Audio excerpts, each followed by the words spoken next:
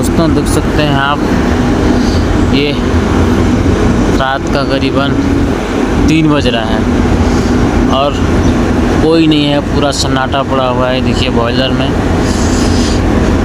देखिए एक गाड़ी लगी हुई है राइस मिल की, एक गाड़ी इधर लगी है, एक गाड़ी इधर लगी है। जितने भी धान रखा था सब लोड हुआ है लेबर द्वारा।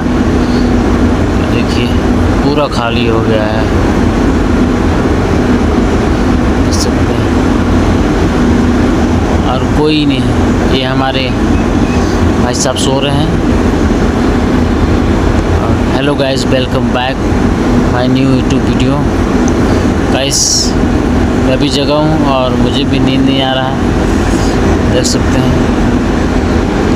और नींद भी आया लेकिन फिर भी किसी न किसी को तो जगना ही पड़ेगा, नहीं तो दिक्कत हो जाता है। टेम्परेचर ज़्यादा कम